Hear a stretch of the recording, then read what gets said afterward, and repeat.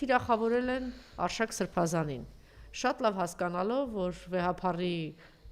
շատ ամուր է կանգնած եւ վեհափառի կողքին է եւ ծառմռվող չի, ինչպես իրենք չեն գնա կուզեկուզ ողորմելի վիճակում կանգնել Արցախ-Ադրբեջան հռչակող Սրիկայի կողքը, նույն սենյակում չեն հայտնվի։ Եվ դրա համար թիրախավորել էին Արշակ Սրբազանին։ Ուրեմն ինչ որ ձայնագրություն է հրապարակվում, դեռ այդ ձայնագրության իսկությունը մեծ կասկածիվան է տալիս, ինքը Արշակ Սրբազանն ասում է, որ սա թող անցնի փորձաքննություն, բնականաբար փորձաքննություն պիտի անցնի անկախ փորձագետների ձեռքը, ոչ թե այն քննչականի, իդեպ Արշակ Սրբազանի փաստաբանն է խոսեց դրա մասին, դի խնդրեմ արդեն պարոն Նահապետյան այս ամեն ինչը բացի,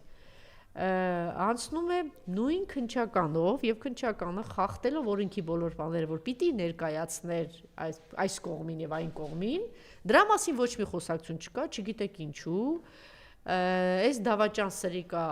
թշվառ սրբազանները հավաքվում են, տակից արդեն հուդայական մի հատ խումբ է ստեղծում, դե պարզ է, նորից եմ կրկնում, իրենց վրա կոմպրոմատներ կա, բաներ կա եւ այս թշվառները փոխանակ դրանից չվախենան գնան առաջ, գնում են հուդայի ճանապարհով։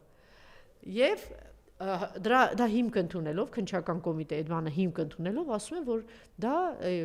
դա իրական է, նախ այստեղ օրենքի խախտում է եղել եւ հաջորդը, եթե դուք ասում եք, որ մենք հիմնվում ենք քննչական կոմիտեի այդ նյութերի վրա, չէ, պարոն Նահապետյան, հարց կարող եմ հնչեցնել, այս թշվառ բոտեքս հատկապես բոտեքսա խառը, չգիտեմ, ցանկացած բան մասնագետի որ ցույց տաք, տեսեք, սրբազանը բոտեքսների մեջ ամեն ինչ կարելի է պատկերացնել, բայց այս արդեն այն որ ասում է վերջի վերջն է, էլի։ Այդ նույն քննչականը որոշել է, որ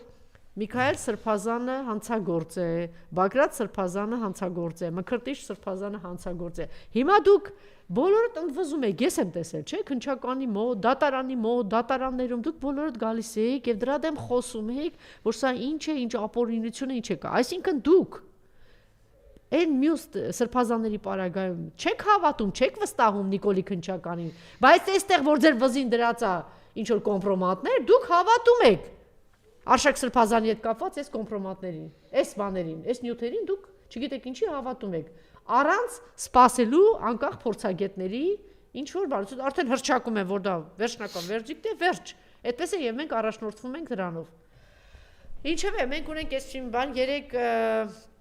այսօր տեղի է ունենում հիմա այս պահին միաբանների ժողով է տեղի ունենում։ Գերագույն հոգևոր խորհրդի նիստն է։ Այո, նիստը, այս դավաճանները չկան այնտեղ, փախած բան վիճակում են,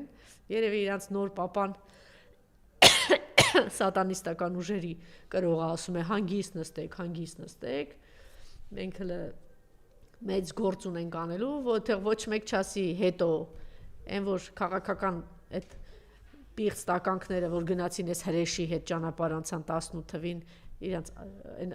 հայտնի կենթանու տեղ դրած իբր չէին հասկանում, որ այս մարդը եկել է ավիրելու երկիր եւ Արցախը հանձնելու։ Հիմա որևէ մեկը այստեղ վերընկած հանկարծ հետո չասի, որ մենք չգիտեինք, որ այս ամեն ինչը նրա համար էր, որ բոլոր եկեղեցիների տակ ռումբ դնենք, մենք չգիտեինք, որ այս ամենը նրա համար էր, որ մայր տաճարը պայթեցնենք, մենք չգիտեինք, որ սա նրա համար է, որ ընդհանրապես հայ առաքելական եկեղեցին իր բառի